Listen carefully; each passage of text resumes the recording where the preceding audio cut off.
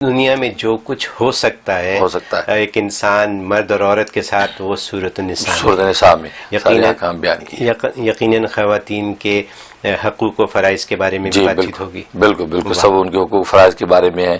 بلکہ اس کے اندر یہ ایک آیت تو ایسی بھی ہے جو 175 نمبر آیت وہ اس مضمون کو واضح کرتی، جو کمزور ہیں، خواتین ہیں، بوڑھے ہیں اور وہ اپنی مدد آپ نہیں کر سکتے، ان کے اوپر اگر مظالم ہیں، جب مکہ کے اندر رہتے انہوں نے دعا کی کہ ربنا اخرجنا من هذه القرية ظالم اهلها، اے اللہ اے ہمارے رب اس بستی سے ہمیں نکال، اس بستی کے لوگ بڑے ظالم ہیں. تو اللہ نے کہا کہ مالکم لا تقاتلون فی سبیل اللہ، کیا ہو گیا تم ان کی خاطر اللہ کے راستے میں لڑتے نہیں ہو کہ ان کی مدد کرو جا کے، اور وہ یہ دعائیں کر رہے ہیں. تو اس طرح کے مضامین ہیں، اور اس آیت کے بڑے فضائل ہیں. یہ 175 نمبر آیت سورۃ النساء کی جو ہے، تو یہ مضامین جو ہے سورۃ النساء میں اللہ نے بیان کیے ہیں. اور جہاں تک اس کے فوائد و فضائل کا تعلق ہے تو لکھا ہے کہ اگر کوئی مرد اس کی جو ہے وہ روحانی کیفیت ایسی ہے کہ عورتوں کی طرف مائل ہوتا ہے، یا عورت ایسی ہے کہ مردوں کی طرف نامحرم مردوں کی طرف مائل ہوتی ہے، تو گویا کہ پاک دامنی کے عنصر میں کمی ہے. تو سورۃ النساء میں بڑی تاثیر ہے کہ سورۃ النساء تلاوت کر کے پانی دم کر کے اگر اس کو پلایا جائے تو اللہ تبارک و تعالی اس کو عفت اور پاک دامنی عطا کر دیتے ہیں. یہ اس کے اندر خوبی ہے. اور اگر کسی کو خفقان قلب ہو جائے تو آج کل جس کو لوگ کہتے ہیں انزائٹی ہو گئی، گھبراہٹ ہو گئی، تو اس طرح کی کیفیت ہو جائے، ڈپریشن ہو جاتا ہے، لوگ ڈپریشن میں چلے جائے، 6 مہینے نہیں نکلتے. تو یہ سورۃ النساء میں یہ خوبی ہے کہ اگر 7 مرتبہ اس کو تلاوت کر کے عرق گلاب، آدھا کپ عرق گلاب پہ دم کریں اور آدھے کپ کو 1 گلاس پانی میں مکس کر لیں اور وہ اس شخص کو پلا دیں، تو اس کا جو انزائٹی یا اس کے ڈپریشن کی کیفیت ختم ہو جاتی ہے اور بالکل حشاش بشاش ہو جاتا ہے. یہ اس کے اندر یہ خوبی ہے.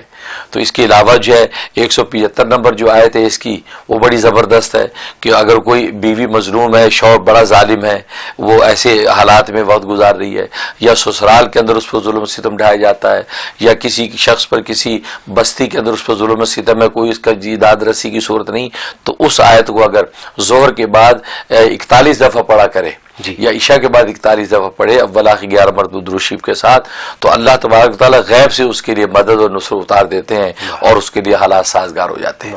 تو یہ اس کی خوبی اور خاصیتیں سورۃ النساء کی.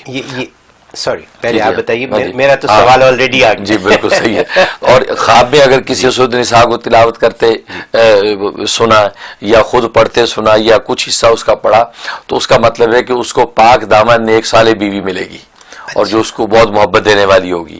ایک معنی یہ.